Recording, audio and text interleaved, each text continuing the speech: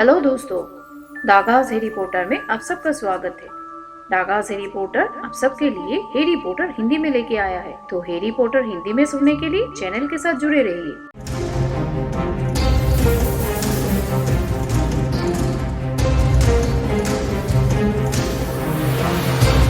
तो चलिए आज की कहानी शुरू करते हैं। आज की कहानी है प्रिजनर्स ऑफ अज़्काबान के चैप्टर 3 नाइट बस। हैरी काफी दूर पैदल चला और फिर थक कर मैग्नोलिया क्रेसेंट की एक नीची दीवार पर बैठ गया। भारी संदूक को खींचना बड़ा मुश्किल काम था, जिसकी वजह से वो हाँफने लगा था। वो कुछ देर एकदम स्थिर बैठा रहा और तूफानी अंदाज में धड़कते दिल की आवाज सुनता रहा। गुस्से का सैलाब अब भी उसके मन में घुमर रहा था, लेकिन अंधेरी सड़क पर 10 मिनट तक अकेले बैठने के बाद उसके मन में एक बिल्कुल नया भाव हावी हो गया, दहशत। उसने जिस दिशा में सोचा, ये यही पाया कि उसकी इतनी बुरी हालत पहले कभी नहीं हुई थी। वो मगल की दुनिया में रात को बिल्कुल अकेला सड़कों पर भटक रहा था और उसके पास जाने की कोई जगह नहीं थी। इससे भी खराब बात ये थी कि उसने अभी अभी गंभीर जादू किया था, जिसका मतलब था कि उसे निश्चित रूप से हॉगवर्ट्स से निकाल दिया जाएगा। उसने नाबालिग जादूगरों के नियमों को बुरी तरह तोड़ा था। उसे हैरानी हो रही थी कि उसके वहां बैठने के दौरान ही जादू मंत्रालय के प्रतिनिधि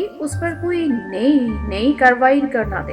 हैरी को कपकपी छूट गई और उसने कभी मंगोलिया क्रेसेंट के ऊपर के आसमान को तो कभी सड़क को देखा। उसके साथ क्या होने वाला था? क्या उसे गिरफ्तार किया जाएगा या उसे सिर्फ जादूगरों की दुनिया से निकाल दिया जाएगा? उसने रॉन और हरमाइनी के बारे में सोचा, जिससे वो और भी निराश हो गया। हैरी को विश्वास था कि चाहे वो अपराधी हो या ना हो, रॉन और हरमाइनी उसकी मदद जरूर करेंगे। लेकिन समस्या ये थी कि वे दोनों ही विदेश में थे और हेडविग के जाने के बाद वो उनसे संपर्क नहीं कर सकता था। उसके पास मगल के पैसे भी नहीं थे। उसके संदूक में एकदम नीचे रखे पर्स में जादूगर के कुछ सिक्के रखे थे, लेकिन उसकी बाकी की संपत्ति जो हैरी के माता पिता उसके लिए छोड़ गए थे, लंदन में जादूगर के बैंक ग्रीनगार्ड की तिजोरी में थी। उसे सोचा वो अपने संदूक को खींचते हुए लंदन तक तो नहीं जा सकता जब तक कि उसने अपनी छड़ी को देखा, जिसे वो अब भी अपने हाथ में कसकर पकड़ रख रहा था। अगर उसे स्कूल से निकाल दिया जाएगा, ये सोचकर उसके दिल में दर्द भरी ठोस उठी।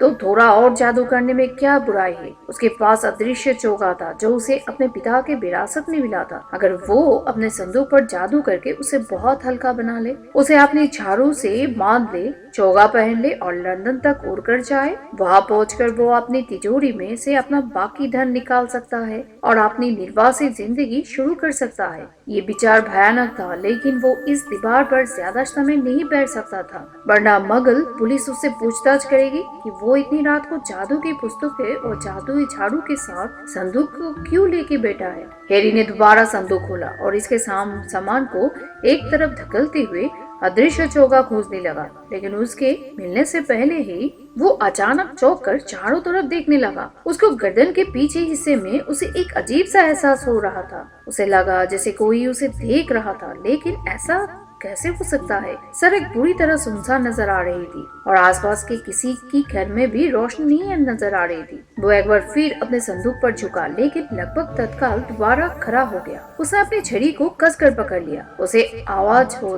तो नहीं आई, परंतु उसने महसूस किया कि कोई व्यक्ति या वस्तु उसके पीछे की फेंस और गैरेज के बीच की सकरी जगह में खड़ी है। हैरी ने आंखें गिराकर अंधेरी गली की तरफ देखा। वो चाहे जो हो, उसके मिलने पर ही हैरी को ये पता चल सकता है कि वो कोई आवारा बिल्ली है या कोई और। प्रकाशित भवा, हैरी बुदबुदाया। तत्काल उसकी छड़ी के सिरे पर रोशनी हो गई, जिससे उसकी आंखें लगभग जोड़ियां हो गई। उसने छड़ी अपने सिर के ऊपर की, जिसे मकान नंबर 2 की पत्थरों के निशान वाली दीवार चमकने लगी। गैरेज का दरवाजा भी दिखने लगा। रोशनी में हैरी को वह किसी जानवर की विशाल आकृति नजर आई, जिसकी आंखें चौड़ी थी और चमक रही थी। हैरी उछलकर पीछे हटा, लेकिन इस कोशिश में उसके पैर संदूक से टकरा गए और वो लड़खड़ा गया। जब उसने गिरते समय अपना मुंह बचाने के लिए हाथ फेंकने की कोशिश की, तो उसकी छड़ी हाथ से उठकर गिर गई। इसके बाद वो भी जमीन पर गिर गया।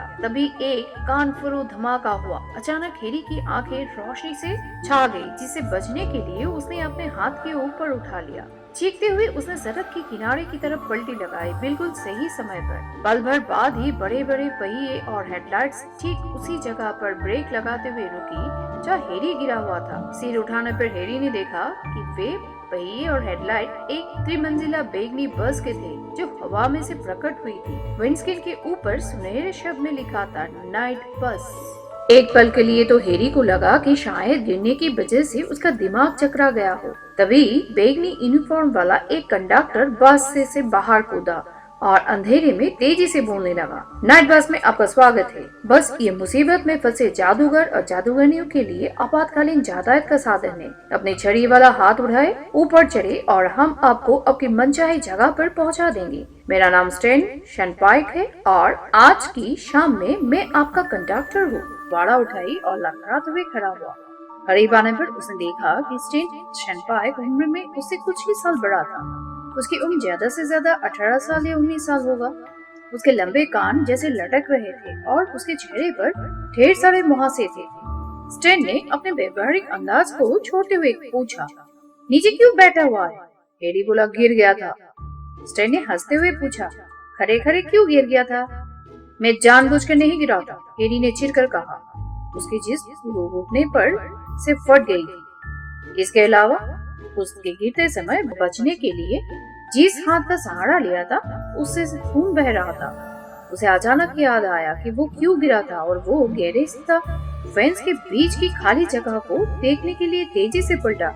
नाइट बस की हेडलाइट के कारण वहाँ पर काफी रोशनी थी, लेकिन अब वो कुछ भी नहीं था। स्टेन ने पूछा, वहाँ पर क्या देख रहा है? वहाँ पर एक बड़ी काली सी चीज थी। हैरी ने खाली जगह की तरफ इशारा करते हुए कहा, किसी कुत्ते जैसी, लेकिन बहुत बड़ी। उसने स्टेन की तरफ मुड़कर देखा, जिसका मुंह थोड़ा खुला हुआ था। परेशानी से हैरी ने देखा कि स्टेन की निगाह अब उसके माथे के निशान पर पहुंच गई थी। स्टेन ने अचानक पूछा, तुम्हारे माथे पर क्या है? कुछ नहीं, हैरी ने तत्काल अपने लड़ से निशान छिपाते हुए कहा। अगर जादू मंत्रालय के लोग उसकी तलाश कर रहे हैं तो वो उनके काम को आसान नहीं बनाना चाहता था। स्टेन ने आगे पूछा, तुम्हारा नाम क्या है? नेविल। हैरी ने वो नाम बोल दिया जो उसके दिमाग में सबसे पहले आया। फिर उसने स्टेन का ध्यान भटका देने के लिए पूछा, तो ये बस कहीं पे भी जा सकती है? हाँ, स्टेन ने गर्व से कहा, जहाँ भी तुम चाहो। शर्त ये है कि वो जगह जमीन पर होना चाहिए। ये बस पानी के अंदर नहीं जा सकती है। फिर उसने शक भरी निगाह से देखते हुए कहा, तुमने हमें इशारा किया था, है ना? अपनी छड़ी वाला हाथ आगे किया था, है ना? हाँ, हैरी ने तत्काल कहा, सुनिए, यहाँ से लंदन का किराया कितना है? स्टेन बोला, 11 सिकल, लेकिन 13 सिकल में तुम्हें गर्म चॉकलेट मिलेगी, जबकि 15 सिकल में गर्म पानी की बोतल तथा अपने पसंदीदा रंग का टूथब्रश। हैरी ने एक बार फिर अपना संदूक खोला और उसमें से अपना पर्स निकालकर स्टेन को चांदी के कुछ सिक्के दिए। फिर उसने और स्टेन ने उसका संदूक उठाया, जिस पर हेडविग का पिंजरा रखा था। दोनों ने मिलकर संदूक को बस की सीढ़ियों से ऊपर पहुंचा दिया। बस में एक भी सीट नहीं थी। इसके बजाय वहाँ पर पीतल के आधा दर्जन पलंग थे, जो पर्दे वाली खिड़कियों के पास लगे थे। हर पलंग के पास मोमबत्ती जल रही थी, जिससे लकड़ी की पैनल वाली दीवारों पर रोशनी हो रही थी। बस के पिछले हिस्से में नाइट कैप पहनकर लेटा एक नाटा जादूगर बुदबुदाया, अभी नहीं, थैंक यू, मैं गोगो का अचार डाल रहा हूँ। और फिर नींद में ही उसने करवट बदल दी। स्टेन ने फुसफुसाते हुए कहा, तुम्हारी जगह ये है। उसने हैरी को संदूक को ड्राइवर के ठीक पीछे वाले बिस्तर पर नीचे घुसा दिया। ड्राइवर स्टीयरिंग व्हील के सामने एक कुर्सी पर बैठा था। फिर स्टेन ने बोला, ये हमारा ड्राइवर है, अर्नी प्रेंग, और ये है नेविल। अर्नी प्रेंग की उम्र कुछ ज्यादा ही थी। वो बहुत मोटा चश्मा पहने था और उसने हैरी को देखकर सिर हिलाया, जिसने परेशान होकर एक बार फिर अपनी लट नीचे की और अपने बिस्तर पर बैठ गया। अर्नी ने पास वाली कुर्सी पर बैठते हुए स्टेन से कहा, अब हवा की रफ्तार में से गाड़ी भगाओ। अर्न। एक जोरदार धमाका हुआ और अगले ही पल हैरी बिस्तर पर लेटा हुआ था, क्योंकि नाइट बस की तेज गति के कारण वो पीछे फेंका गया था। धीरे धीरे उठने की कोशिश करते हुए हैरी ने खिड़की से बाहर अंधेरे में देखा। वे अब तक दूसरी सड़क पर पहुंच गए थे। स्टेन हैरी के स्तब्ध चेहरे को बड़े मजे से देख रहा था। वो बोला, जब जब तुमने हमें इशारा किया था तो हम यहाँ थे। हम कहाँ हैं अर्न? वेल्स में कहीं पर। अर्नी ने कहा। मगल को इस बात की आवाज सुनाई देती है? हैरी ने कहा। मगल? स्टैन ने थोड़ी हिचकिचाहट से कहा। सही तरीके से सुनते ही नहीं है ना? यहाँ तक कि सही तरह से देखते भी नहीं है। उन्हें कभी किसी चीज का पता ही नहीं चलता है, कभी नहीं। अर्न बोला। स्टैन, जाकर मैडम मर्श को जगा दो। हम 1 मिनट में एवर केबिन में पहुंच जाएंगे। स्टैन हैरी के बिस्तर के पास से गया और लकड़ी की एक सीढ़ी चढ़कर ऊपर गायब हो गया। हैरी अभी खिड़की के बाहर देख रहा था और उसकी परेशानी बढ़ती जा रही थी। ऐसा लग रहा था जैसे अर्नी गाड़ी चलाने में ज्यादा कुशल नहीं था। नाइट बस बार बार फुटपाथ पर चढ़ जाती थी, लेकिन वो किसी चीज से टकराती नहीं थी। इसके पास आते ही हेडपोस्ट, हेड बल्ब और कूड़ेदान कूदकर रास्ते के इस पार हो जाते थे और इसके गुजरते ही वापस अपनी जगह पर आ जाते थे। स्टैन एक बार फिर नीचे आ गया। उसके पीछे एक जादूगरनी आई जिसे यात्रा करने वाला हरा चौगा पहन रखा था। ये आ गई आपके उतरने की जगह मैडम मर्श, स्टैन ने खुशी खुशी कहा। तभी अर्न के ब्रेक लगाए और पलंग बस में 1 फुट आगे की तरफ झुक गया। मैडम मर्श ने अपने मुंह पर एक रुमाल कसकर लगा रखा था और वे तत्काल सीढ़ी ऊपर से उतर गई। फिर एक और ज्यादा जोरदार धमाका हुआ। अब वे देहाती इलाके में एक सकरी गली में तूफानी रफ्तार में चल रहे थे और आसपास के पेड़ उनके रास्ते से दूर हट रहे थे।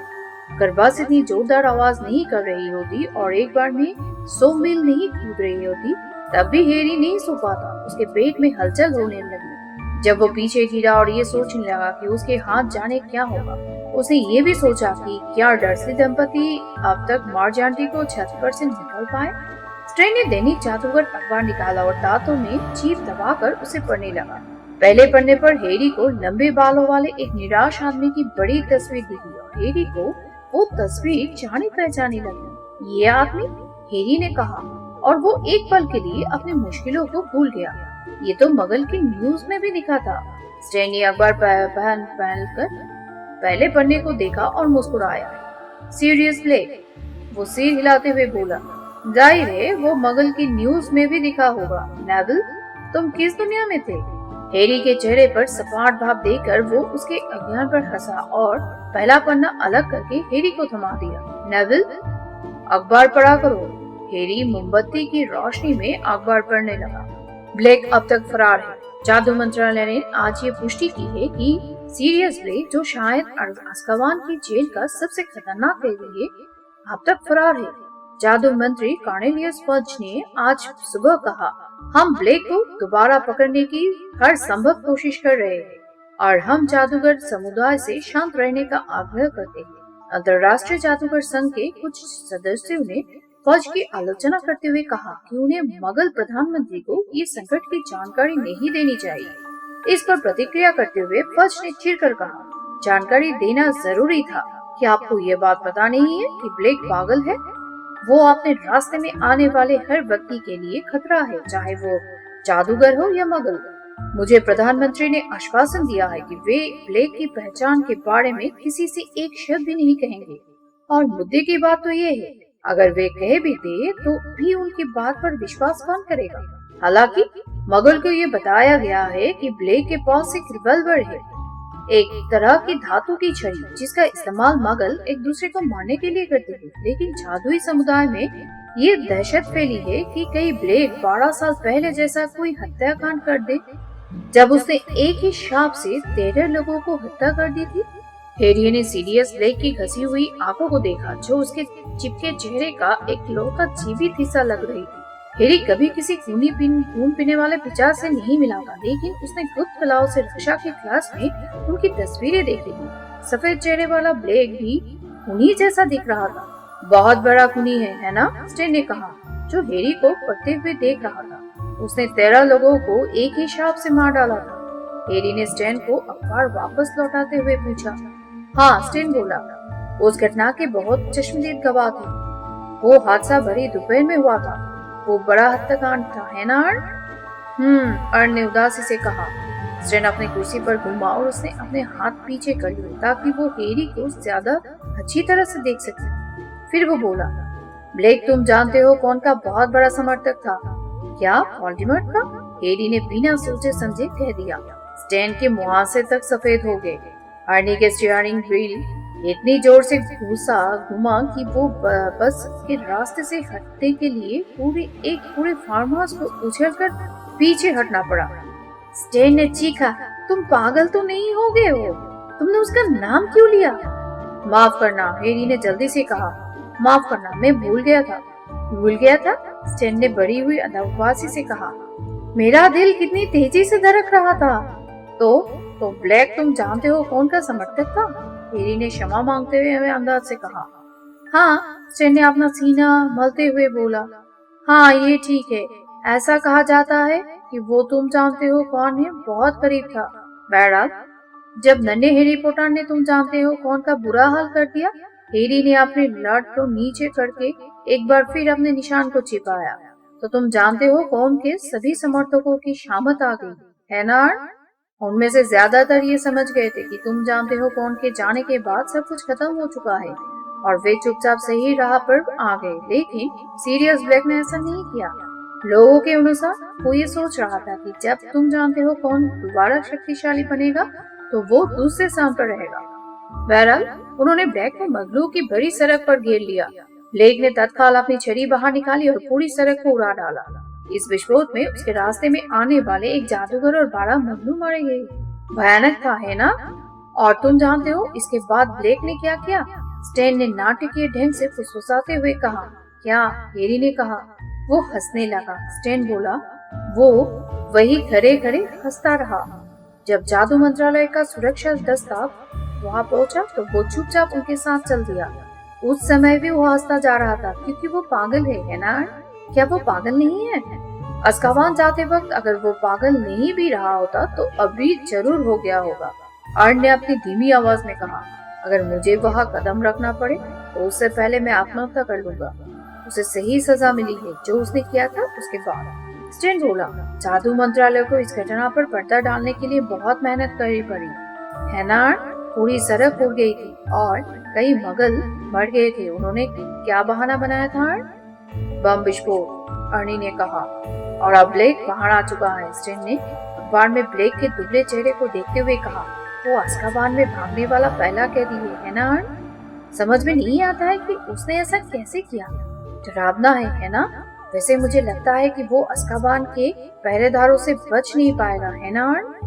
अर्न अचानक कांपा। किसी और चीज के बारे में बात करो स्टैन। अस्काबान के पहरेदारों से मुझे दहशत होती है। स्टैन ने अनिच्छा से अखबार को दूर रख दिया और हैरी पहले से भी ज्यादा पूरा महसूस करते हुए नाइट बस की खिड़की से टिक गया। वो कल्पना करने लगा कि कुछ दिन बाद स्टैन अपने यात्रियों से शायद ये कहेगा, तुमने हैरी पॉटर के बारे में सुना? उसने अपनी आंटी को फुला दिया था और वो उस रात को नाइट बस में था, है ना? वो भागने की कोशिश कर रहा था। सीरियस ब्लैक की तरह ही हैरी न भी जादूगर का कानून तोड़ा था। क्या मार्च आंटी को फुलाना इतना बुरा अपराध है कि उसे अस्काबान भेज दिया जाएगा? हैरी जादूगर की जेल के बारे में कुछ नहीं जानता था। हालांकि उसने जितने भी लोगों से इसका नाम सुना था वे सब इससे डरते थे। हॉगवर्ट्स के गेम कीपर हैग्रिड ने पिछले ही साल वहाँ पर 2 महीने की सजा काटी थी। जब हैग्रिड को जब ये बताया गया कि उसे अस्काबान ले जाया जा रहा था तो उसके चेहरे पर जो दहशत का भाव आया था उसे हैरी आसानी से नहीं भूल पाएगा। और हैग्रिड बहुत बहादुर था। नाइट बस अंधेरे में चलती रही। उसकी वजह से झाड़ियां, टेलीफोन बूथ और पेड़ इधर उधर उछलते रहे। बहरहाल हैरी चुपचाप स्थिर और दुखी अपने पलंग पर लेटा रहा। कुछ समय बाद स्टैन को याद आया कि हैरी ने गर्म चॉकलेट के पैसे दिए थे, इसलिए उसने उसे गर्म चॉकलेट देने की कोशिश की। लेकिन तभी बस अचानक एग्लेंसी से एबरडीन पर कूदी, जिस वजह से स्टैन के साथ से पूरी की पूरी चॉकलेट हैरी के तकिए पर फैल गई। ड्रेसिंग गाउन और स्लीपर्स पहले जादूगर और जादूगरनी एक एक करके ऊपरी मंजिलों से नीचे आए और बस से उतरने लगे। उतरते समय वे बहुत खुश लग रहे थे। अंत में बस में हैरी के अलावा और कोई यात्री नहीं बचा था। स्टैन ने ताली बजाते हुए कहा, आप बताओ नेविल, लंदन में कहाँ जाना है? हैरी ने कहा, छुमंतर गली। ठीक है, स्टैन बोला, कसकर पकड़ लो। धमाका, धड़ाम। वे चेरिंग क्रॉस रोड पर तेजी से बढ़ रहे थे। हैरी उठकर बैठ गया। उसने देखा कि इमारतें और बच्चे नाइट बस के रास्ते से दूर हटने के लिए सिकुड़ रही थी। आसमान में हल्की हल्की रोशनी होने लगी थी। वो कुछ घंटे तक छिपा रहेगा, फिर ग्रीन कार्ड बैंक के खुलने ही वहां जाकर पैसे निकालेगा और फिर वो चल पड़ेगा, ना जाने कहां। अर्न ने कसकर ब्रेक लगाए। नाइट बस एक छोटी और गंदी सी बियर बार ग्रीसी कढ़ाई के सामने फिसलती हुई रुक गई, जिसके पीछे छुमंतर गली का जादुई प्रवेशद्वार था। थैंक यू, हैरी ने अर्न से कहा। वो सीढ़ियों से नीचे कूद गया। फिर संदूक तथा हेडविग के पिंजरे को उतारकर फुटपाथ पर रखने में उसने स्टैन की मदद की। ठीक है, हैरी ने कहा, बाय बाय। लेकिन स्टैन का ध्यान उसकी तरफ नहीं था। वो बस के दरवाजे पर खड़ा होकर रिश्ती किराए के प्रवेश द्वार की तरफ देख रहा था। तो तुम आ ही गए हैरी, एक आवाज आई। इससे पहले कि हैरी पलट पाए, किसी ने उसके कंधे पर एक हाथ रख दिया था। उसी समय स्टैन चिल्लाया, ओहो अर्न, आओ, जल्दी आओ। हैरी ने देखा कि उसके कंधे पर किसका हाथ था। नजरें उठाते ही उसे ऐसा महसूस हुआ जैसे उसके पेट में बाल्टी भर बर्फ भर गई हो। वो सीधे जादू मंत्री कार्नेलियस फ्रेड से टकरा गया था। स्टैन फुटपाथ पर कूदकर उसके पास आ गया। उसने रोमांचित होकर पूछा, मंत्री जी, आपने नेविल को किस नाम से पुकारा? लंबे धारीदार चौके पर में फज थके थके दिख रहे थे। उन्होंने तोड़िया चढ़ाकर कहा, नेविल, ये तो हैरी पॉटर है। मैं जानता था, स्टैन ने खुशी से चिल्लाकर कहा। अर्न, अर्न, जब सोचो तो सही, नेविल कौन है? अर्न, वो हैरी पॉटर है। मुझे उसका निशान भी दिख रहा है। हाँ, फज ने थोड़े रूखे अंदाज में कहा। मुझे खुशी है कि नाइट बस ने हैरी को पिटा लिया। बहरहाल हाल फिलहाल मुझे उसी रिश्ती कढ़ाई में जाना है। फज ने हैरी के कंधे पर दबाव बढ़ा दिया और उसे बियर बार के भीतर ले जाने लगे। बार के पीछे से एक झुकी आकृति लैंटर्न हाथ में लेकर बाहर आई। वो आकृति बियर बार के मालिक टॉम की थी, जिसके चेहरे पर छुरियां थी और मुंह में दांत नहीं थे। टॉम ने कहा, आपको वो मिल गया मंत्री महोदय? क्या आपको कुछ चाहिए? Beer, brandy? शायद चाय, फज ने कहा, जिन्होंने अभी हैरी को पकड़ रखा था। उन्हें अपने पीछे किस चीज ने घसीटते और पसरने की तेज आवाज आई। स्टैन और अर्न अभी बियर बार में आ गए थे। वे हैरी का संदूक और हेडविग का पिंजरा उठाकर लाए थे और रोमांचित होकर चारों तरफ देख रहे थे। स्टैन ने हंसते हुए हैरी से पूछा, तुमने हमें ये क्यों नहीं बताया कि तुम कौन हो? नेविल? अर्नी की उल्लू जैसी आंखें स्टैन के कंधे के ऊपर से दिलचस्पी से देखती रही। और एक प्राइवेट पार्लर भी? टॉम, फज ने चीखकर कहा।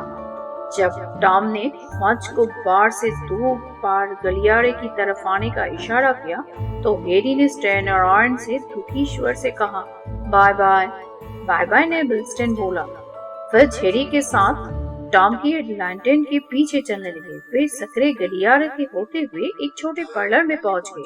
टॉम ने अपनी उंगलियों से चुटकी बजाई, जिसे तत्काल अंगूठी में आग जल गई। इसके बाद टॉम ने सलाम करते हुए सिर झुकाया और बाहर चला गया। फज ने आगे के पास वाली कुर्सी की तरफ इशारा करते हुए कहा, बैठ जाओ हैरी। हैरी बैठ गया। आग की गर्मी के बावजूद उसे महसूस हुआ जैसे उसकी बांह भी अकड़ी हुई थी। फज ने अपनी धारीदार चोगे को उतारकर एक तरफ रख दिया। इसके बाद वे अपने खड़े सूट के पैंट को ऊपर सिकसते हुए हैरी के सामने बैठ गई। मैं जादू मंत्री कार्नेलियस फज हूँ, हैरी। हैरी ये बात पहले से जानता था। उसने फज को एक बार पहले भी देखा था, लेकिन उस समय वो अपने पिता का अदृश्य चोगा पहने था, इसलिए फज को पता ही नहीं चला। सहाय का मालिक टॉम दोबारा नजर आया। उसने अपनी नाइट शर्ट के ऊपर एक एप्रन पहन रखा था और उसके हाथ में चाय की ट्रे था, ब्रेड स्लाइस थे। उसने फज और हैरी के बीच के टेबल पर ट्रे रख दी। फिर पार्लर से बाहर जाते हुए उसने दरवाजा बंद कर दिया। तो हैरी, फज ने कप में चाय डालते हुए कहा, मुझे ये कहने में कोई संकोच नहीं है कि तुमने हम सबको बहुत परेशानी में डाल दिया था। इस तरह अपने अंकल आंटी के घर से भागना बहुत गैर जिम्मेदारी का काम है। मैं तो ये सोचने लगा, लेकिन तुम सुरक्षित हो और यही सबसे बड़ी बात है। फज ने अपने ब्रेड पर बटर लगाया और हैरी की तरफ प्लेट बढ़ा दी। खाओ हैरी, तुम कमजोर दिख रहे हो। तुम्हें ये सुनकर खुशी होगी कि हम मिस मार्जी डर्सी के भूलने की दुर्भाग्यपूर्ण घटना से निपट चुके हैं। हमने जादुई दुर्घटना बचाव विभाग को 2 आदमी कुछ घंटे पहले प्राइवेट ड्राइव भेजे। उन्होंने मिस्टर सी की सारी हवा निकाल दी और उनकी याददाश्त में सुधार दी। अब इस घटना के बारे में उन्हें कभी कुछ याद नहीं रहेगा। तो इस तरह बात खत्म हो गई हेडी, और किसी को कोई नुकसान भी नहीं हुआ। फज अपने चाय के कप के ऊपर से हेरी की तरफ देखकर मुस्कुराए। तो उसे ऐसे देख रहे थे जैसे कोई अंकल अपने प्रिय भतीजे को देख रहा। हेरी को अपने कानों पर यकीन नहीं हो रहा था। तो उसने बोलने के लिए अपना मुंह खोला, लेकिन उसे समझ में नहीं आ रहा था वो क्या बोले, इसलिए उसने मुंह बंद कर लिया। और अगर तुम अपने अंकल आंटी की प्रतिक्रिया के बारे में चिंता कर रहे हो, फर्ज ने कहा, तो मैं इस बात से इनकार नहीं करूंगा कि वे बहुत नाराज थे, लेकिन अगली गर्मी की छुट्टियों में वे तुम्हें अपने घर पर रखने के लिए तैयार हैं। बेशक तुम क्रिसमस और ईस्टर की छुट्टियों में हॉगवर्ट्स में रहो। हैरी ने अपने बंद मुंह को खोलते हुए कहा, मैं क्रिसमस और ईस्टर की छुट्टियों में हमेशा हॉगवर्ट्स में ही रहता हूँ और मैं कभी प्रिवी ड्राइव वापस नहीं जाना चाहता। अरे अरे, मुझे विश्वास है कि तुम्हारा गुस्सा ठंडा हो जाएगा तो तुम्हारे विचार अलग होंगे। वह चिंतित अंदाज में बोले, आखिर तुम सब एक ही परिवार के हो। मुझे विश्वास है कि तुम सब दिल की गहराई में एक दूसरे से प्रेम करते हो। हैरी ने फज की गलत राय को सुधारने की कोशिश नहीं की। वो अब भी ये सुनने का इंतजार कर रहा था कि उसके साथ क्या होगा। फज ने एक और ब्रेड स्लाइड पर बटन लगाते हुए कहा, तो अब यही निर्णय लेना है कि तुम अपनी छुट्टियों की आखिरी 2 सप्ताह कहाँ गुजारोगे। मेरा सुझाव तो ये है कि तुम रिश्ती किराए में एक कमरा ले लो। और हैरी के मुंह से अचानक निकल पड़ा, जरा ठहरिए, मेरी सजा का क्या हुआ? फर्ज ने पलके झपकाई। सजा?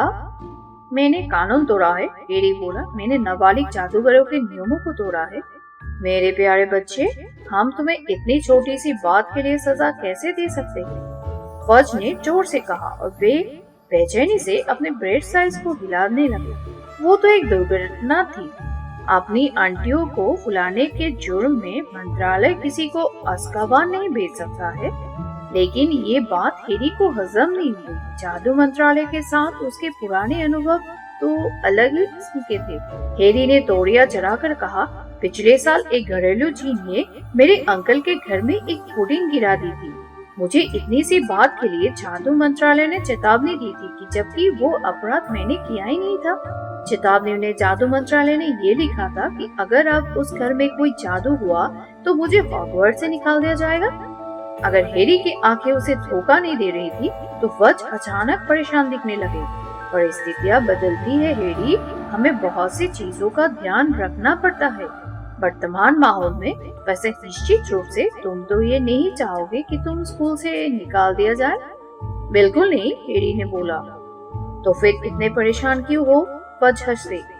अब हैरी एक ब्रेड स्लाइस खाओ जब तक मैं बाहर जाकर पता लगाता हूँ कि टॉम तुम्हारे लिए किसी कमरे का इंतजाम कर सकता है। फज पार्लर से बाहर निकले और हैरी दरवाजे को घूरता रहा। कोई बहुत अजीब चीज हो रही थी। अगर फज उसे उसके अपराध की सजा नहीं देना चाहते थे तो वे रिश्ती कढ़ाई में उसका इंतजार क्यों कर रहे थे? और फिर हैरी के मन में ये विचार भी आया कि निश्चित रूप से नाबालिग जादूगर जैसे छोटे मामले में जादू मंत्री दखल क्यों देंगे। फज जब लौटे तो बियर बार का मालिक टॉम भी उसके साथ था। फज ने कहा, कमरा नंबर 11 खाली है हैरी। मुझे लगता है कि तुम बहुत आराम से रहोगे। बस एक और बात, मुझे यकीन है कि तुम समझ जाओगे। मैं नहीं चाहता कि तुम लंदन में मगल के बीच भटको, ठीक है?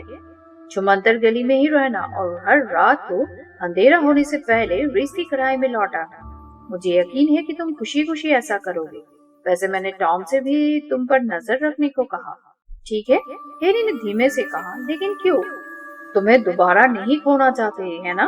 फज ने जोर से हंसते हुए कहा, नहीं नहीं, बेहतर यही रहेगा कि हमें तुम्हारा पता ठिकाना मालूम हो। मेरा मतलब है।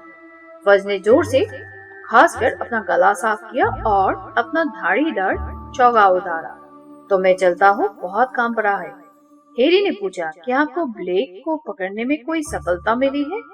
फज की उंगलियां उनके चौकों की सफेद डोरी से फिसल गई। क्या कहा? अच्छा, तो तुमने सुन लिया है? नहीं, अभी तक तो नहीं, लेकिन ये सिर्फ समय की बात है। अस्काबान के पहरेदार अब तक कभी नाकामयाब नहीं हुए और मैंने इससे पहले उन्हें कभी इतने गुस्से में भी नहीं देखा है। फज को थोड़ी कभी छूट गई। तो अब मैं चलता हूँ। उन्होंने हाथ बढ़ाकर हैरी से हाथ मिलाया। तभी हैरी के मन में अचानक एक विचार आया। अच्छा मिस्टर मिनिस्टर, क्या मैं आपसे कुछ पूछ सकता हूँ? बिल्कुल, फज मुस्कुराते हुए बोले। हॉगवर्ट्स के थर्ड ईयर के विद्यार्थियों को ऑक्सफोर्ड में घूमने की छूट मिलती है, लेकिन मेरे अंकल आंटी ने मेरे अनुमति पत्र साइन नहीं किया। क्या आप उस पर साइन कर सकते हैं? फज परेशान दिखने लगी। उन्होंने कहा, नहीं, मुझे बहुत अफसोस है हैरी, लेकिन चूंकि मैं तुम्हारा पालक या अभिभावक नहीं हूँ। लेकिन आप जादू मंत्री हैं, हैरी ने उत्साह से कहा। अगर आप अनुमति दे दें। नहीं, मुझे अफसोस है हैरी, नियम आखिर नियम होती है, फज ने सीधे से कहा। हॉग्समीड में तुम अगले साल घूम सकती हो। दरअसल मुझे लगता है कि सबसे अच्छा ये रहेगा कि तुम वहाँ ना जाओ। हाँ, अच्छा, तो मैं चलता हूँ। हाँ, मजे से रहो हैरी। आखिरी बार मुस्कुराते हुए हैरी के से हाथ मिलाने के बाद फज कमरे से बाहर चले गए। टॉम अब आगे आया, हैरी की तरफ देखकर मुस्कुराया। मिस्टर पॉटर, मेरे पीछे आए, उसने कहा। मैंने पहले ही आपका सारा सामान अपने कमरे में पहुंचा दिया है। हैरी टॉम के पीछे पीछे लकड़ी की सुंदर सीढ़ियां चढ़कर एक दरवाजे तक पहुंचा, जिस पर पीतल वाला 11 का अंक लगा था। टॉम ने ताला खोलकर दरवाजा खोल दिया। अंदर एक बहुत ही आरामदेह बिस्तर था। बलूत की लकड़ी का सुंदर फर्नीचर था। बेहतरीन आग जल रही थी और अलमारी के ऊपर बैठी थी हेडविग। हैरी चिल्लाया। सफेद उल्लू ने चोंच खोज कर आवाज निकाली और तत्काल उड़कर हैरी की बाह पर बैठ गई। आपकी उल्ली बहुत समझदार है, टॉम बोला। आपके आने के 5 मिनट बाद ही यहाँ आ गई थी। मिस्टर पॉटर, अगर आपको किसी चीज की जरूरत हो तो बेझिझक मांग लेना। वो एक बार फिर सलाम करके वहां से चला गया। हैरी काफी समय तक अपने बिस्तर पर बैठा रहा और हेडविग को थपथपाता रहा। खिड़की के बाहर आसमान तेजी से रंग बदल रहा था। गहरा मखमली नीला आसमान पहले तो ठंडे स्टील की तरह धूसर हुआ, फिर ये धीरे धीरे से गुलाबी हुआ और अंत में सुनहरा हो गया। हैरी को यकीन ही नहीं हो रहा था कि वो कुछ ही घंटे पहले प्रिवी ट्राइब के घर को छोड़कर बाहर निकला था। उसे स्कूल से नहीं निकाला गया था और अब उसके सामने 2 पूरे सप्ताह थे जिन पर डस्ली परिवार की छाया तक नहीं पड़ेगी। उसने उबासी लेते हुए कहा, आज की रात बहुत अजीब थी हेडविग। फिर अपने चश्मे को उतारे बिना उसने अपना सिर तकिए पर टिका दिया और सो गया। तो दोस्तों, आज की कहानी इतना ही। फिर मिलते हैं एक नए कहानी के साथ। और हाँ दोस्तों, हालांकि आप लोगों को क्या लगता है, ब्लेक सच में एक मर्डरर है? उसने 13 लोगों को एक साथ क्यों मार डाला? और फज ने हैरी को बिना सजा दिए ऐसे ही क्यों छोड़ दिया? अगर आपको पता है तो कमेंट सेक्शन में जरूर कमेंट करें। और कहानी अच्छा लगे तो do like, share and subscribe Dagaz Harry Potter. Thank you for watching Dagaz Harry Potter. Conductor बोलते बोलते अचानक रुक गया, क्योंकि उसे हैरी उसी समय दिखा था जो अभी जमीन पर बैठा हुआ था। हैरी ने अपनी छड़ी दोबारा उठाई और लड़खड़ाते हुए खड़ा हुआ। करीब आने पर उसने देखा कि स्टेन शैनपाई उम्र में उससे कुछ ही साल बड़ा था। उसकी उम्र ज्यादा से ज्यादा 18 साल या 19 साल होगा। उसके लंबे कान जैसे लटक रहे थे और उसके चेहरे पर ढेर सारे मुहासे थे। स्टेन ने अपने व्यवहारिक अंदाज को छोड़ते हुए पूछा, नीचे क्यों बैठा हुआ है? हैरी बोला, गिर गया था। स्टेन ने हंसते हुए पूछा, खड़े खड़े क्यों गिर गया था? मैं जानबूझकर नहीं गिरा था, हैरी ने चिढ़कर कहा। उसकी जिस्म रुकने पर से फट गई थी। इसके अलावा उसके गिरते समय बचने के लिए जिस हाथ का सहारा लिया था उससे खून बह रहा था। उसे अचानक याद आया कि वो क्यों गिरा था और वो गहरे स्थित फेंस के बीच की खाली जगह को देखने के लिए तेजी से पलटा। नाइट वाच की हेडलाइट के कारण वहाँ पर काफी रोशनी थी, लेकिन अब वह कुछ भी नहीं था। स्टेन ने पूछा, वहाँ पर क्या देख रहा है? वहाँ पर एक बड़ी काली सी चीज थी। हैरी ने खाली जगह की तरफ इशारा करते हुए कहा, किसी कुत्ते जैसी, लेकिन बहुत बड़ी। उसने स्टेन की तरफ मुड़कर देखा, जिसका मुंह थोड़ा खुला हुआ था। परेशानी से हैरी ने देखा कि स्टेन की निगाह अब उसके माथे के निशान पर पहुंच गई थी। स्टेन ने अचानक पूछा, तुम्हारे माथे पर क्या है? कुछ नहीं, हैरी ने तत्काल अपने लड़ से निशान छिपाते हुए कहा। अगर जादू मंत्रालय के लोग उसकी तलाश कर रहे हैं तो वो उनके काम को आसान नहीं बनाना चाहता था। स्टेन ने आगे पूछा, तुम्हारा नाम क्या है? नेविल। हैरी ने वो नाम बोल दिया जो उसके दिमाग में सबसे पहले आया है। फिर उसने स्टैन का ध्यान भटका देने के लिए पूछा, तो ये बस कहीं पे भी जा सकती है? हाँ, स्टैन ने गर्व से कहा, जहाँ भी तुम चाहो, शर्त ये है कि वो जगह जमीन पर होना चाहिए। ये बस पानी के अंदर नहीं जा सकती है। फिर उसने शक भरी निगाह से देखते हुए कहा, तुमने हमें इशारा किया था, है ना? अपनी छड़ी वाला हाथ आगे किया था, है ना? हाँ, हेरी ने तत्काल कहा, सुनिए, यहाँ से लंदन का किराया कितना है? स्टैन बोला, 11 सिकल। लेकिन 13 सिकल में तुम्हें गर्म चॉकलेट मिलेगी, जबकि 15 सिकल में गर्म पानी की बोतल तथा अपने पसंदीदा रंग का टूथब्रश। हेरी ने एक बार फिर अपना संदूक खोला और उसमें से अपना पर्स निकालकर स्टैन को चांदी के कुछ सिक्के दिए। फिर उसने और स्टैन ने उसका संदूक उठाया, जिस पर हेडविग का पिंजरा रखा था। दोनों ने मिलकर संदूक को बस की सीढ़ियों से ऊपर पहुंचा दिया। बस में एक भी सीट नहीं थी। इसके बजाय वहाँ पर पीतल के आधा दर्जन पलंग थे, जो पर्दे वाली खिड़कियों के पास लगे थे। हर पलंग के पास मोमबत्ती जल रही थी, जिससे लकड़ी की पैनल वाली दीवारों पर रोशनी हो रही थी। बस के पिछले हिस्से में नाइट कैप पहनकर लेटा एक नाटा जादूगर बुदबुदाया, अभी नहीं, थैंक यू, मैं गोगो का अचार डाल रहा हूँ। और फिर नींद में ही उसने करवट बदल दी। स्टैन ने फुसफुसाते हुए कहा, तुम्हारी जगह ये है। उसने हेरी को संदूक को ड्राइवर के ठीक पीछे वाले बिस्तर पर नीचे घुसा दिया। ड्राइवर स्टीयरिंग व्हील के सामने एक कुर्सी पर बैठा था। फिर स्टैन ने बोला, ये हमारा ड्राइवर है, आर्नी प्रेंग, और ये है नेविल। आर्नी प्रेंग की उम्र कुछ ज्यादा ही थी। वो बहुत मोटा चश्मा पहने था और उसने हेरी को देखकर सिर हिलाया, जिसने परेशान होकर एक बार फिर अपनी लट नीचे की और अपने बिस्तर पर बैठ गया। आर्नी ने पास वाली कुर्सी पर बैठते हुए स्टैन से कहा, अब हवा की रफ्तार में से गाड़ी भगाओ। एक जोरदार धमाका हुआ और अगले ही पल हेरी बिस्तर पर लेटा हुआ था, क्योंकि नाइट बस की तेज गति के कारण वो पीछे फेंका गया था। धीरे धीरे उठने की कोशिश करते हुए हेरी ने खिड़की से बाहर अंधेरे में देखा। वे अब तक दूसरी सड़क पर पहुंच गए थे। स्टैन हेरी के स्तब्ध चेहरे को बड़े मजे से देख रहा था। वो बोला, जब तुमने हमें इशारा किया था तो हम यहाँ थे। हम कहाँ हैं अर्न? वेल्स में कहीं पर। अर्नी ने कहा। मगल को इस बात की आवाज सुनाई देती है? हेरी ने कहा। मगल? स्टैन ने थोड़ी हिचकिचाहट से कहा। सही तरीके से सुनते ही नहीं है ना? यहाँ तक कि सही तरह से देखते भी नहीं है। उन्हें कभी किसी चीज का पता ही नहीं चलता है, कभी नहीं। अर्न बोला, स्टैन, जाकर मैडम मर्श को जगा दो। हम 1 मिनट में एवर केबिन में पहुंच जाएंगे। स्टैन हेरी के बिस्तर के पास से गया और लकड़ी की एक सीढ़ी चढ़कर ऊपर गायब हो गया। हेरी अभी खिड़की के बाहर देख रहा था और उसकी परेशानी बढ़ती जा रही थी। ऐसा लग रहा था जैसे अर्नी गाड़ी चलाने में ज्यादा कुशल नहीं था।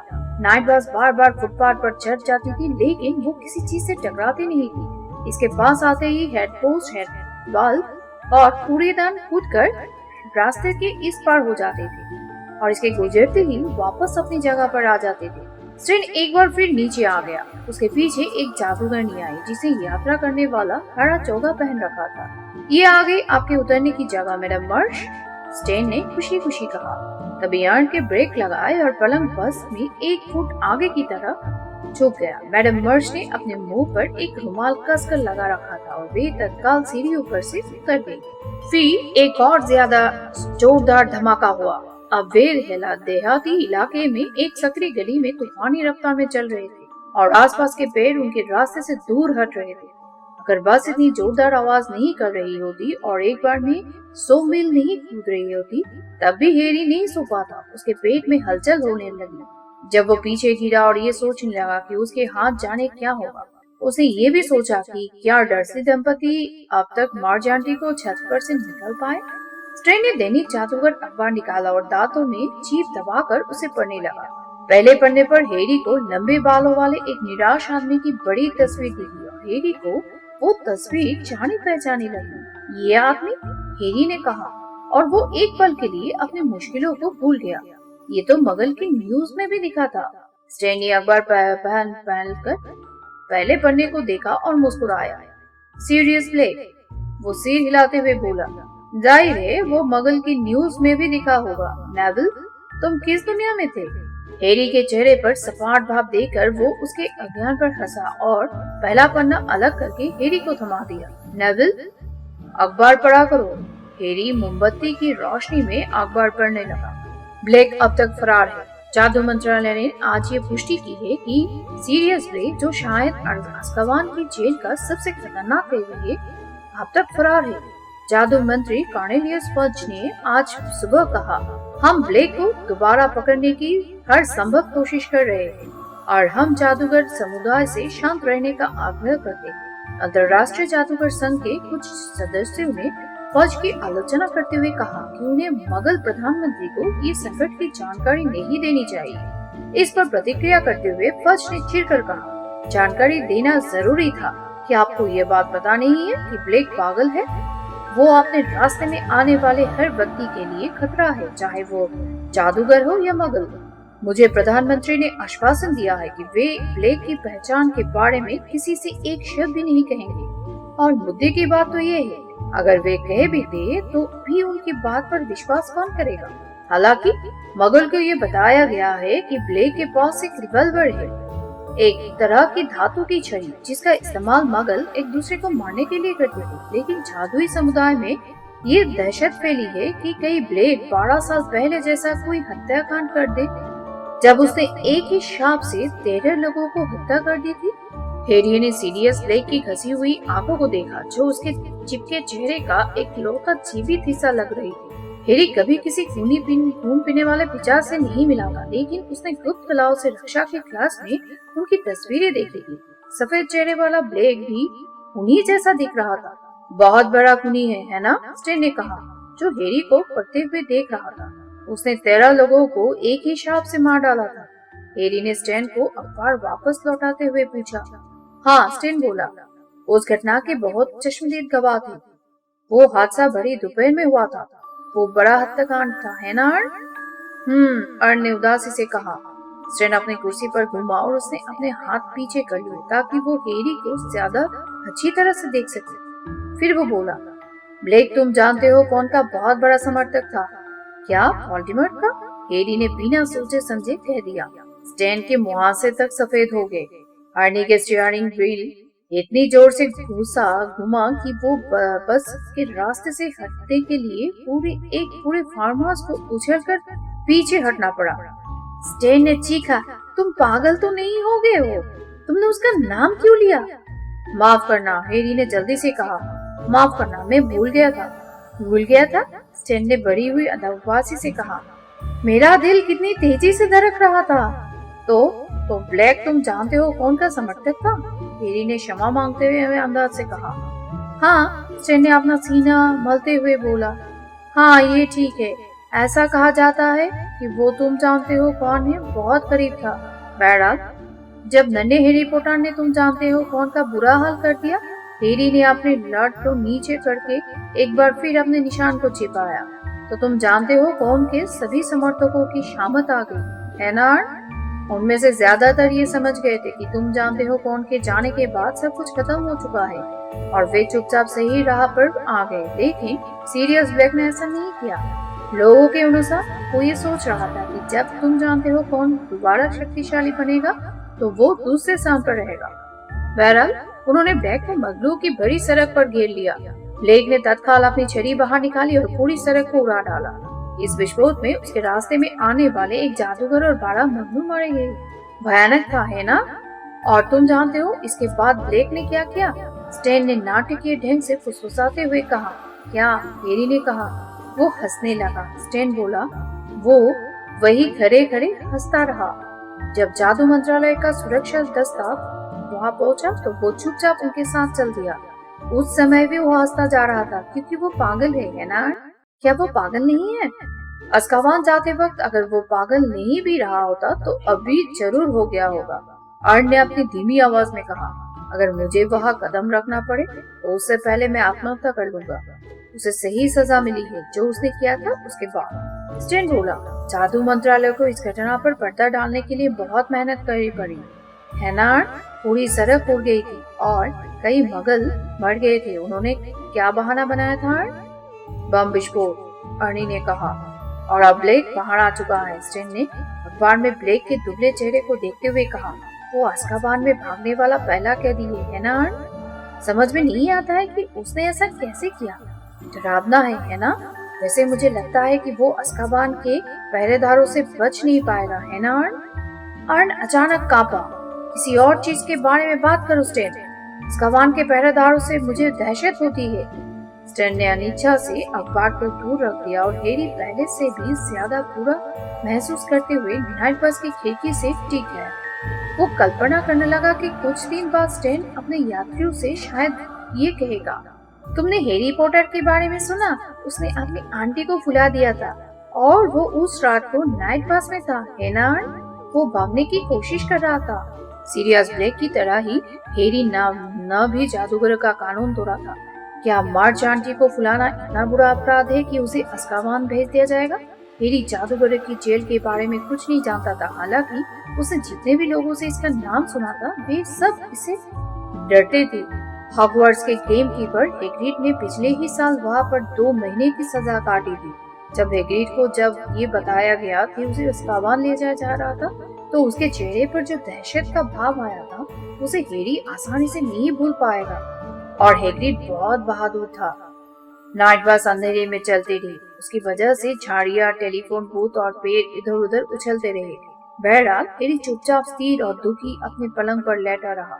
कुछ समय बाद स्टेन को याद आया कि हैरी ने गर्म चॉकलेट के पैसे दिए थे, इसलिए उसने उसे गर्म चॉकलेट देने की कोशिश की। लेकिन तभी बस अचानक एग्लेंसी से एवर्डीन पर कूदी, जिस वजह से स्टेन के साथ से पूरी की पूरी चॉकलेट हैरी के तकिए पर फैल गई। ड्रेसिंग गाउन और स्लीपर्स पहले जादूगर और जादूगरनी एक एक करके ऊपरी मंजिलों से नीचे आए और बस से उतरते लगे। उतरते समय वे बहुत खुश लग रहे थे। अंत में बस में हैरी के अलावा और कोई यात्री नहीं बचा था। स्टेन ने ताली बजाते हुए कहा, आप बताओ नेविल, लंदन में कहाँ जाना है? हैरी ने कहा, छुमंतर गली। ठीक है, स्टेन बोला, कसकर पकड़ लो। धमाका, धड़ाम। वे चेरिंग क्रॉस रोड पर तेजी से बढ़ रहे थे। हैरी उठकर बैठ गया। उसने देखा कि इमारतें और बेंचें नाइट बस के रास्ते से दूर हटने के लिए सिकुड़ रही थी। आसमान में हल्की हल्की रोशनी होने लगी थी। वो कुछ घंटे तक छिपा रहेगा, फिर ग्रीन कार्ड बैंक के खुलने ही वहां जाकर पैसे निकालेगा और फिर वो चल पड़ेगा, ना जाने कहा। अर्न ने कसकर ब्रेक लगाए। नाइट बस एक छोटी और गंदे सी बियर बार ग्रीसी कढ़ाई के सामने फिसलती हुई रुक गई, जिसके पीछे छुमंतर गली का जादुई प्रवेशद्वार था। थैंक यू, हैरी ने अर्न से कहा। वो सीढ़ियों से नीचे कूद गया। फिर संदूक तथा हेडविग के पिंजरे को उतारकर फुटपाथ पर रखने में उसने स्टेन की मदद की। ठीक है, हैरी ने कहा, बाय बाय। लेकिन स्टेन का ध्यान उसकी तरफ नहीं था। वो बस के दरवाजे पर खड़ा होकर रिश्ती किराए के प्रवेश द्वार की तरफ देख रहा था। तो तुम आ ही गए हैरी, एक आवाज आई। इससे पहले कि हैरी पलट पाए, किसी ने उसके कंधे पर एक हाथ रख दिया था। उसी समय स्टेन चिल्लाया, ओहो अर्न, आओ, जल्दी आओ। हैरी ने देखा कि उसके कंधे पर किसका हाथ था। नजरें उठाते ही उसे ऐसा महसूस हुआ जैसे उसके पेट में बाल्टी भर बर्फ भर गई हो। वो सीधे जादू मंत्री कार्नेलियस फ्रेड से टकरा गया था। स्टेन फुटपाथ पर कूदकर उसके पास आ गया। उसने रोमांचित होकर पूछा, मंत्री जी, आपने नेविल को किस नाम से पुकारा? लंबे धारीदार चौके पर में फज थके थके दिख रहे थे। उन्होंने तोड़िया चढ़ाकर कहा, नेविल, ये तो हैरी पॉटर है। मैं जानता था, स्टेन ने खुशी से चिल्लाकर कहा, अर्न, अर्न। जब सोचो तो सही, नेविल कौन है अर्न? वो हैरी पॉटर है, मुझे उसका निशान भी दिख रहा है। हाँ, फज ने थोड़े रूखे अंदाज में कहा, मुझे खुशी है कि नाइट बस ने हैरी को पिटा लिया। बहरहाल हाल फिलहाल मुझे उसी रिश्ती कढ़ाई में जाना है। फज ने हैरी के कंधे पर दबाव बढ़ा दिया और उसे बियर बार के भीतर ले जाने लगे। बार के पीछे से एक झुकी आकृति लैंटर्न हाथ में लेकर बाहर आई। वो आकृति बियर बार के मालिक टॉम की थी, जिसके चेहरे पर छुरियां थी और मुंह में दांत नहीं थे। टॉम ने कहा, आपको वो मिल गया मंत्री महोदय? क्या आपको कुछ चाहिए? Beer, brandy? शायद चाय, फज ने कहा, जिन्होंने अभी हैरी को पकड़ रखा था। उन्हें अपने पीछे किस चीज ने घसीटते और पसरने की तेज आवाज आई। स्टेन और अर्न अभी बियर बार में आ गए थे। वे हैरी का संदूक और हेडविग का पिंजरा उठाकर लाए थे और रोमांचित होकर चारों तरफ देख रहे थे। जन ने हंसते हुए हैरी से पूछा, तुमने हमें ये क्यों नहीं बताया कि तुम कौन हो? नेविल। आर्नी की उल्लू जैसी आंखें स्टेन के कंधे के ऊपर से दिलचस्पी से देखती रही। और एक प्राइवेट पार्लर भी, टॉम? फज ने चीखकर कहा। जब टॉम ने फज को बार से 2 पार गलियारे की तरफ आने का इशारा किया तो हैरी ने स्टेन और आर्न से दुखी स्वर से कहा, bye bye. Bye bye Neville, Stan बोला। फज हैरी के साथ टॉम की लैंटर्न के पीछे चलने लगे। वे सकरे गलियारे के होते हुए एक छोटे पार्लर में पहुंच गए। टॉम ने अपनी उंगलियों से चुटकी बजाई जिसे तत्काल अंगूठी में आग जल गई। इसके बाद टॉम ने सलाम करते हुए सिर झुकाया और बाहर चला गया। फज ने आगे के पास वाली कुर्सी की तरफ इशारा करते हुए कहा, बैठ जाओ हैरी। हैरी बैठ गया। आग की गर्मी के बावजूद उसे महसूस हुआ जैसे उसकी बांह भी पकड़ी हुई थी। फज ने अपनी धारीदार चोगे को उतार कर एक तरफ रख दिया। इसके बाद वे अपने खड़े सूट के पैंट को ऊपर घसते हुए हैरी के सामने बैठ गई। मैं जादू मंत्री कॉर्नेलिया फज हूँ, हैरी। हैरी ये बात पहले से जानता था। उसने फज को एक बार पहले भी देखा था, लेकिन उस समय वो अपने पिता का अदृश्य चोगा पहने था, इसलिए फज को पता ही नहीं चला। सहाय का मालिक टॉम दोबारा नजर आया। उसने अपनी नट शर्ट के ऊपर एक एप्रन पहन रखा था और उसके हाथ में चाय की ट्रे था, ब्रेड स्लाइस थे। उसने फज और हैरी के बीच के टेबल पर ट्रे रख दी। फिर पार्लर से बाहर जाते हुए उसने दरवाजा बंद कर दिया। तो हैरी, फज ने कप में चाय डालते हुए कहा, मुझे ये कहने में कोई संकोच नहीं है कि तुमने हम सबको बहुत परेशानी में डाल दिया था। इस तरह अपने अंकल आंटी के घर से भागना बहुत गैर जिम्मेदारी का काम है। मैं तो ये सोचने लगा, लेकिन तुम सुरक्षित हो और यही सबसे बड़ी बात है। फज ने अपने ब्रेड पर बटर लगाया और हैरी की तरफ प्लेट बढ़ा दी। खाओ हैरी, तुम कमजोर दिख रहे हो। तुम्हें ये सुनकर खुशी होगी कि हम मिस मार्जी डर्सी के भूलने की दुर्भाग्यपूर्ण घटना से निपट चुके हैं। हमने जादुई दुर्घटना बचाव विभाग को 2 आदमी कुछ घंटे पहले प्राइवेट ड्राइव भेजे। उन्होंने मिस डर्सी की सारी हवा निकाल दी और उनकी याददाश्त में सुधार दी। अब इस घटना के बारे में उन्हें कभी कुछ याद नहीं रहेगा। तो इस तरह बात खत्म हो गई हैरी, और किसी को कोई नुकसान भी नहीं हुआ। फज अपने चाय के कप के ऊपर से हैरी की तरफ देखकर मुस्कुराए। तो उसे ऐसे देख रहे थे जैसे कोई अंकल अपने प्रिय भतीजे को देख रहा हो। हैरी को अपने कानों पर यकीन नहीं हो रहा था। उसने बोलने के लिए अपना मुंह खोला, लेकिन उसे समझ में नहीं आ रहा था वो क्या बोले, इसलिए उसने मुंह बंद कर लिया। और अगर तुम अपने अंकल आंटी की प्रतिक्रिया के बारे में चिंता कर रहे हो, फर्ज ने कहा, तो मैं इस बात से इनकार नहीं करूंगा कि वे बहुत नाराज थे, लेकिन अगली गर्मी की छुट्टियों में वे तुम्हें अपने घर पर रखने के लिए तैयार हैं। बेशक तुम क्रिसमस और ईस्टर की छुट्टियों में हॉगवर्ट्स में रहो। हैरी ने अपने बंद मुंह को खोलते हुए कहा, मैं क्रिसमस और ईस्टर की छुट्टियों में हमेशा हॉगवर्ट्स में ही रहता हूँ और मैं कभी प्राइवेट ड्राइव वापस नहीं जाना चाहता। अरे अरे, मुझे विश्वास है कि तुम्हारा गुस्सा ठंडा हो जाएगा तो तुम्हारे विचार अलग होंगे। वह चिंतित अंदाज में बोले, आखिर तुम सब एक ही परिवार के हो। मुझे विश्वास है कि तुम सब दिल की गहराई में एक दूसरे से प्रेम करते थे। हैरी ने फज की गलत राय को सुधारने की कोशिश नहीं की। वो अब भी ये सुनने का इंतजार कर रहा था कि उसके साथ क्या होगा। फज ने एक और ब्रेड स्लाइड पर बटर लगाते हुए कहा, तो अब यही निर्णय लेना है कि तुम अपनी छुट्टियों की आखिरी 2 सप्ताह कहाँ गुजारोगे। मेरा सुझाव तो ये है कि तुम ऋषिक राय में एक कमरा ले लो। और हैरी के मुंह से अचानक निकल पड़ा, जरा ठहरिए, मेरी सजा का क्या हुआ? फर्ज ने पलकें झपकाई। सजा? मैंने कानून तोड़ा है, हैरी बोला। मैंने नाबालिग जादूगरों के नियमों को तोड़ा है। मेरे प्यारे बच्चे, हम तुम्हें इतनी छोटी सी बात के लिए सजा कैसे दे सकते हैं? फर्ज ने जोर से कहा और वे बेचैनी से अपने ब्रेड साइज को हिलाने लगे। वो तो एक दुर्घटना थी। अपनी आंटियों को फुलाने के जुर्म में मंत्रालय किसी को अस्काबान नहीं भेज सकता है।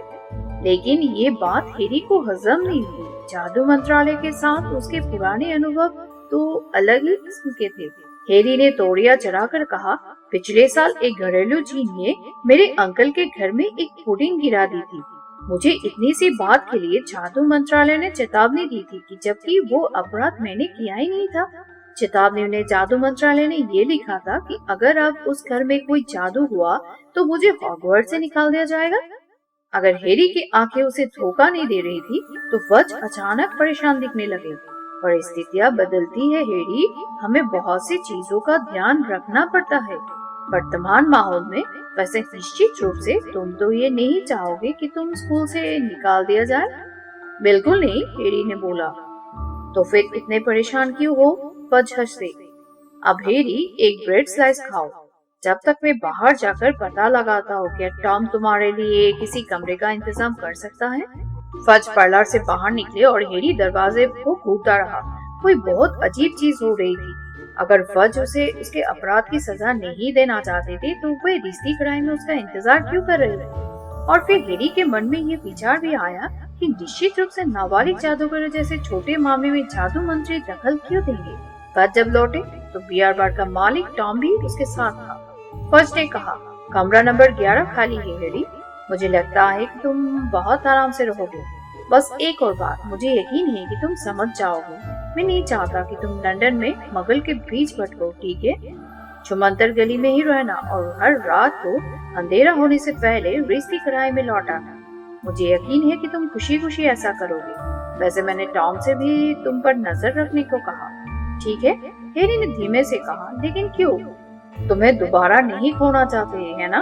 फज ने जोर से हंसते हुए कहा, नहीं नहीं, बेहतर यही रहेगा कि हमें तुम्हारा पता ठिकाना मालूम हो, मेरा मतलब है। फज ने जोर से खासकर अपना गला साफ किया और अपना धारीदार चौगा उतारा। तो मैं चलता हूँ, बहुत काम पड़ा है। हैरी ने पूछा, क्या आपको ब्लेक को पकड़ने में कोई सफलता मिली है? फज की उंगलियां उनके चौकों की सफेद डोरी से फिसल गई। क्या कहा? अच्छा, तो तुमने सुन लिया है? नहीं, अभी तो नहीं, लेकिन ये सिर्फ समय की बात है। अज़्काबान के पहरेदार अब तक कभी नाकामयाब नहीं हुए हैं और मैंने इससे पहले उन्हें कभी इतने गुस्से में भी नहीं देखा है। फज को थोड़ी कभी छूट गई। तो अब मैं चलता हूँ। उन्होंने हाथ बढ़ाकर हैरी से हाथ मिलाया। तभी हैरी के मन में अचानक एक विचार आया। अच्छा मिस्टर मिनिस्टर, क्या मैं आपसे कुछ पूछ सकता हूँ? बिल्कुल, फज मुस्कुराते हुए बोले। हॉगवर्ट्स के थर्ड ईयर के विद्यार्थियों को ऑक्सफोर्ड में घूमने की छूट मिलती है, लेकिन मेरे अंकल आंटी ने मेरे अनुमति पत्र साइन नहीं किया। क्या आप उस पर साइन कर सकते हैं? फज परेशान दिखने लगी।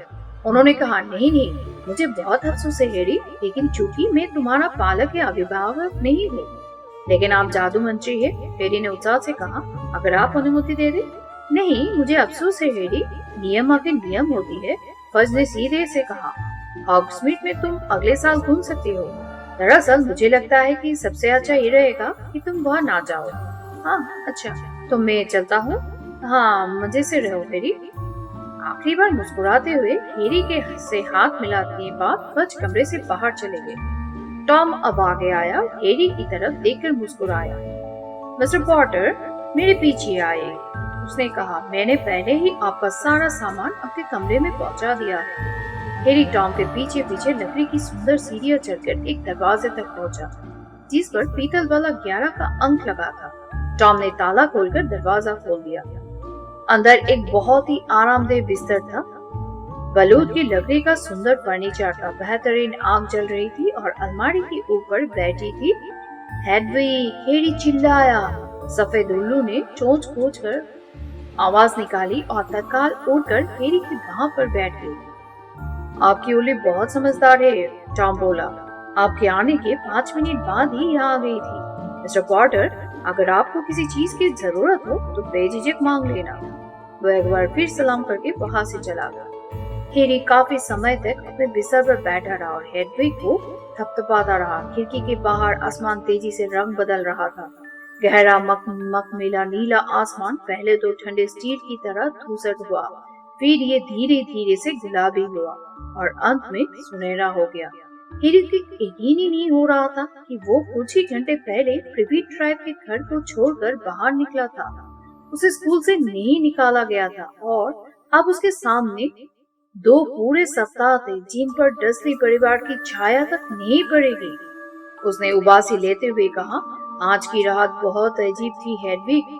फिर अपने चश्मे को उतारे बिना उसने अपना सिर तकिए पर टिका दिया और सो गया। तो दोस्तों, आज की कहानी इतना ही। फिर मिलते हैं एक नए कहानी के साथ। और हाँ दोस्तों, हालांकि आप लोगों को क्या लगता है, ब्लेक सच में एक मर्डरर है? उसने 13 लोगों को एक साथ क्यों मार डाला? और फज ने हैरी को बिना सजा दिए ऐसे ही क्यों छोड़ दिया? अगर आपको पता है तो कमेंट सेक्शन में जरूर कमेंट करें। और कहानी अच्छा लगे तो do like, share and subscribe Dagaz Harry Potter. Thank you for watching Dagaz Harry Potter.